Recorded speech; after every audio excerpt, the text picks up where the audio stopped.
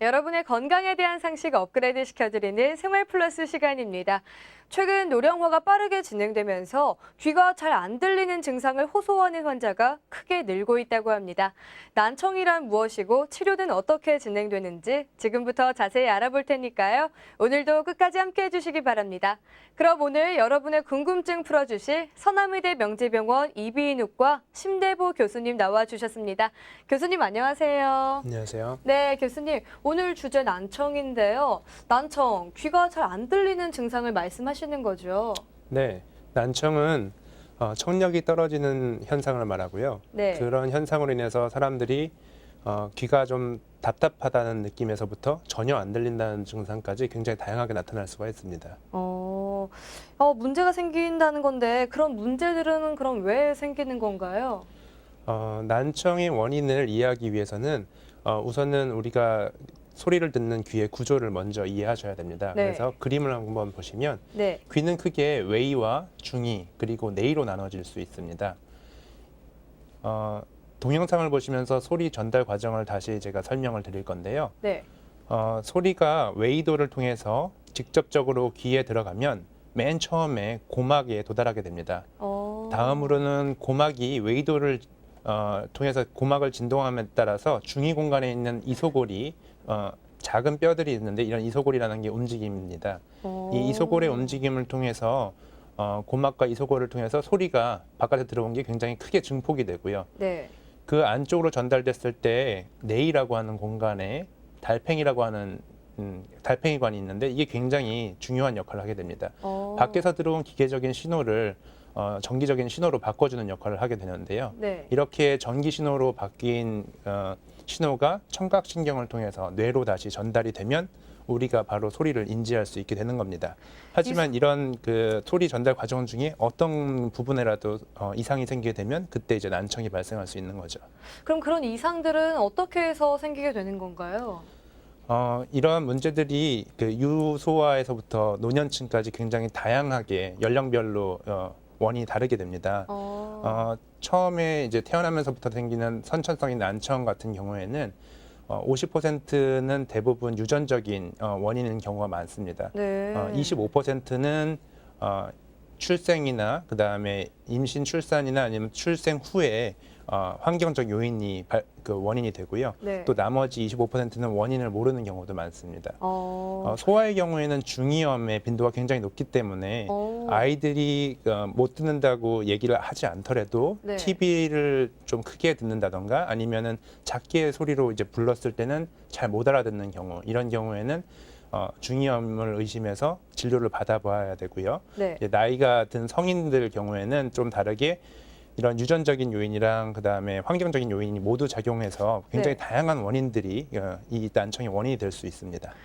난청으로 이 고통받으시는 분들이 굉장히 많은 걸로 알고 있긴 한데요. 대체 얼마나 많은 사람들이 고통을 받고 있는지 궁금해요. 난청이 매우 흔한 질환입니다. 그래서 태어날 때부터 난청을 갖게 되는 선천성 난청의 경우에는 선진국의 보고에 의하면 1000명당 1명의 꼴로 그 고도 난청이 발생하는 것으로 보고되고 있습니다. 굉장히 많네요. 이론적으로 보면은 작년 2014년도 한 해 동안에 그 통계청 보고에 따르면 우리나라에서 신생아 수가 43만 5천 명이 있었는데요. 네. 이 신생아들의 1000명 중에 한 명인 약 435명이나 새로운 난청 환자가 발생했다고 볼 수가 있게 되겠고요. 네. 또 최근 들어서는 이런 고령화 현상에 의해서 퇴행성 변화로 인해서 발생하는 이런 노인성 난청이 증가하고 있는데요. 네. 이러한 노인성 난청은 65세 이상의 인구의 38%나 굉장히 많은 환자분들이 이제 난청을 호소하게 되는데 통계청 자료에 의하면 작년 한 해 동안에 65세 이상 인구는 전체 인구의 13% 정도, 그래서 한 600만 명 이상이 이제 노인이고요. 노인 네, 인구고 그 네. 노인 인구 중에서 아까 말씀드렸던 한 13%인 240만 명 정도의 노인성 난청 인구가 있을 것으로 추산되고 있습니다. 이야, 노인성 난청의 비율이 정말 어마어마한데요. 그런데 이 난청도 다 같은 난청이 아니라 몇 가지로 분류가 된다고 제가 들었어요. 네. 어떤 것들이 있나요? 난청의 종류는 크게 전음성 난청 그리고 감각신경성 난청 그리고 그게 혼합되어 있는 혼합성 난청으로 분류할 수가 있습니다. 네. 전음성 난청의 경우에는 외이나 중이의 병변으로 인해서 발생하는 그런 달팽이관까지 소리가 전달되지 못해서 발생하는 난청을 말하는데요. 네. 예를 들어서 외이도에 귀지나 이물질로 막혀 있는 경우에 또는 중이에 염증이 생겨서 중이염이 있는 경우, 그리고 선천성 외이 기형이 있거나 외이도에 종물이 있는 경우에도 이런 소리 전달이 잘 이루어지지 못해서 네. 전음성 난청이 발생할 수 있습니다. 조금 전 자세히 설명해 주신 이 전음성 난청과 그리고 감각 신경성 난청을 잘 비교할 수 있는 영상 준비되어 있다고 하는데요. 한번 볼까요? 이 전달이 소리가 고막을 통해서 잘 이루어져야 되지만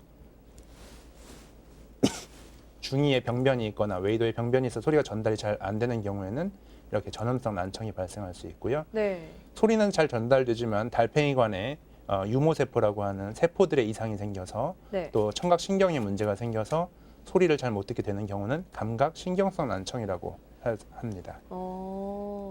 그 중에서도 노인성 난청은 반드시 치료를 해야 하는 질환이라고 들었는데요. 왜 그런 건가요? 네, 노인성 난청은 서서히 청력이 떨어지는 그런 질환이기 때문에 네. 이런 난청의 상태의 그런 심각성이나 치료의 필요성을 스스로가 잘 못 느끼시는 경우들이 많습니다. 하지만 이런 노인성 난청이 단순히 그냥 소리를 못 듣는 그런 문제가 아니라 네. 실제로는 이런 그 못 듣는 것 때문에 인지기능 저하 또는 기억력의 감퇴나 치매와 굉장히 연관성이 있는 것으로 보고되고 있습니다. 한 연구에 따르면 노인 인구 600명 정도를 12년 동안 관찰했을 때 네. 중간 정도의 난청을 가진 그 환자분들은 3배, 또 고도 난청을 가진 분들은 5배까지 치매 발생률이 굉장히 높게 나타나고 있고요. 난청 상태가 좀 오래 지속되다 보면 뇌로 전달되는 이 소리 자극이 줄어들게 되기 때문에 네. 인지 능력이나 기억력의 감퇴를 가져올 수가 있습니다. 그리고 주변 사람들이랑 이제 그 접촉이 소통이 줄어들면서 네. 이런 소외감이나 아니면은 우울증 같은 게 시달릴 수 있고 이것 또한 또 치매로 이어질 수 있기 때문에 네. 초기부터 적극적으로 이런 것들을 관리하고 청각 재활을 시작하는 것이 매우 중요하다고 할 수 있습니다. 네, 알겠습니다. 무엇보다 주변인들의 관심이 필요하다는 건데요. 이 노인성 난청인지 이 본인 또는 주변인이 알아볼 수 있는 이 손쉬운 진단 방법도 있을까요? 네. 노인성 난청의 경우에는 아까 말씀드렸던 것처럼 소리를 그 난청에 대해서 본인 스스로가 인지를 못하는 경우가 굉장히 많습니다. 그렇기 네. 때문에 주변에서 보셨을 때 TV를 너무 크게 소리를 들으신다든지 자꾸 되물으신다든지 네. 아니면은 본인 목소리가 자꾸 커지시는 경우 이런 경우에는 의심을 해서 검사를 해보실 필요가 있고요. 네. 청력 저하가 서서히 일어나서 나이 들어서 생기는 어쩔 수 없는 현상이라고 이렇게 치부해 버리실 수가 있습니다. 네. 그래서 이제 자꾸 적절한 청각 재활 치료 시기를 놓치게 되면은 예후가 좋지 않기 때문에 네. 노인성 난청의 증상과 선별 검사를 정확하게 알고 네. 이 병원에 가서 정밀 검사를 해보시는 것이 필요한데요. 이 네. 노인성 난청 초기에는 고음역이라고 음정이 높은 이런 부분에서의 소리를 처음에 못 듣기 시작합니다. 그렇기 때문에 음정이 높은 여자분들의 목소리를 처음에는 잘 인지를 못하게 되고요. 소리가 들리긴 하지만 이 소리에 대해서 발음을 잘 구별을 못하는 어음 네. 분별력이라고 하는 게 떨어질 수 있습니다. 다음에 이런 자가 진단 질문이 있는데요. 이것 중에서 3가지 이상 예라고 대답하신 경우에는 노인성 난청을 의심해 볼 수 있고 이런 경우에 이비인후과에 방문하셔서 정확한 진단을 받아보실 필요가 있는데요. 네. 한 11가지 질문들 중에서 몇 가지를 말씀드리면 네. 전화 통화하는데 자꾸 문제가 있다거나 네. 아니면 시끄러운 환경에서는 내가 잘 이제 대화하는 것이 어렵다거나 네. TV를 너무 크게 들어서 주변 사람들이 자꾸 불평을 한다는 이런 경우에는 이런 여러 가지 질문들에 한 3가지 정도를 대답을 하시게 되면은 이거는 내가 노인성 난청이 있겠구나 하고 의심하셔서 진료를 한번 받아보실 필요가 있겠습니다. 네, 알겠습니다. 그리고 꼭 알아둬야 할 사항도 있다고요. 네. 국가에서 만 40세 이상을 대상으로 2년마다 시행하는 일반 건강검진이나 네. 아니면 40세 그리고 66세에 생애 전환기 건강 진단을 하시게 되는 경우에 청각 검사를 하시게 됩니다. 이때 난청이 의심된다는 소견이 이제 나오면 네. 이제 정밀한 확진 검사를 하실 필요가 있겠습니다. 네, 알겠습니다. 자, 이렇게 난청 진단을 받고 나서 치료를 해야 될 텐데요. 난청 치료하면 저는 이제 보청기밖에 생각이 안 나요. 그것만 있는 건 아닐 것 같은데 어떤 치료 방법이 있을까요?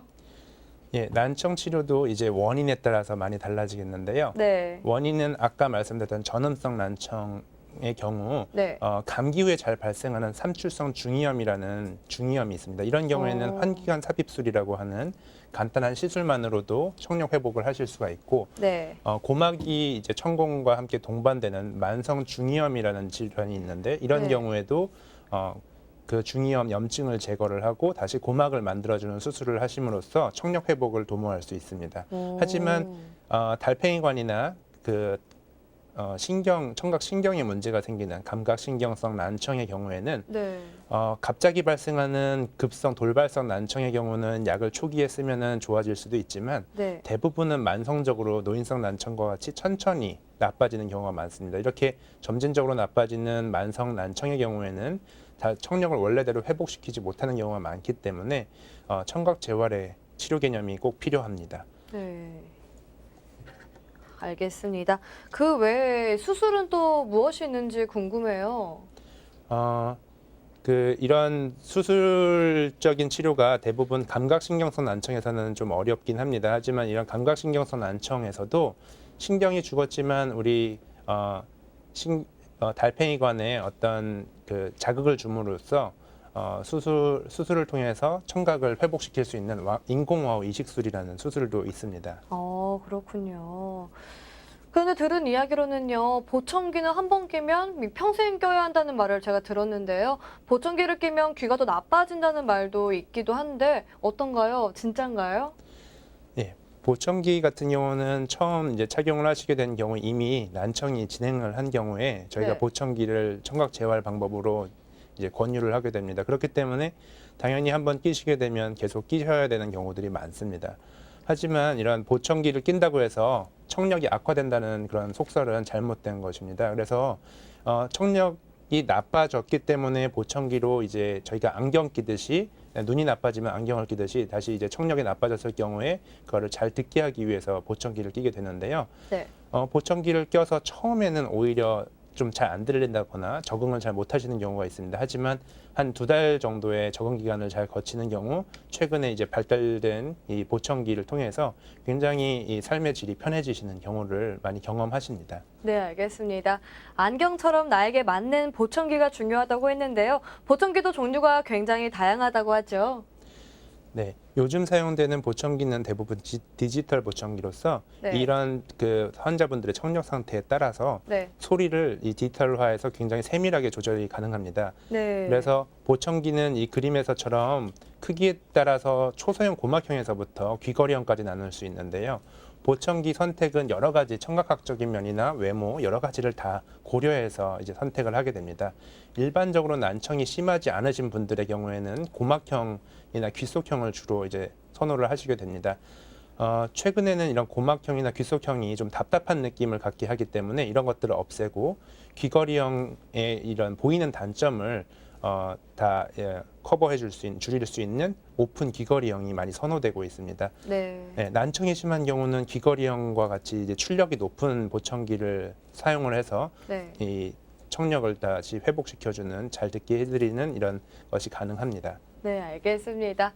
하지만 보청기로도 도움받지 못하는 분들을 위해서 이 수술을 해야 한다고 하셨어요. 아까 잠깐 이야기했는데 어떤 수술이죠?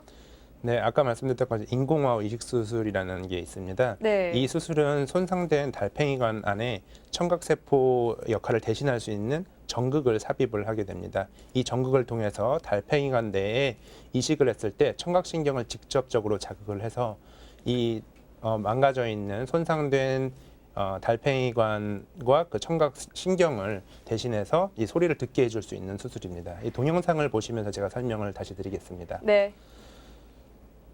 인공어음 이식기는 귀 뒤에 부착하게 되는 어음 처리기와 수술을 통해서 안에다가 삽입을 피부 안쪽에 위치하게 되는 내부 이식기로 구성되게 됩니다. 네. 수술하고 나서 한 달 뒤에는 수술 부위가 치유되고 이런 게 자석을 통해서 내부 이식기가 바깥에서부터 이제 딱 고정이 되게 되고요. 네. 이러한 내부 이식기는 저기 보이시는 것처럼 가느다란 전극선으로 이어져서 수술했을 때 달팽이관에 삽입을 하게 되고요. 네. 외부의 소리가 이러한 기계들을 다 거쳐서 전극을 통해서 청각신경에 전달되면 이러한 신호들이 이 소리로 우리가 뇌에서 느끼게 되게 됩니다. 외부 장치를 장착한 다음에 소리를 키게 되면 네. 소리가 이제 스피커를 통해서 들어온 소리가 아까 말씀드린 전극을 통해서 전달이 되게 되는 거죠. 그러면 이 수십 년간 난청으로 고생하신 분들도 수술을 하면 바로 회복이 되는 건가요?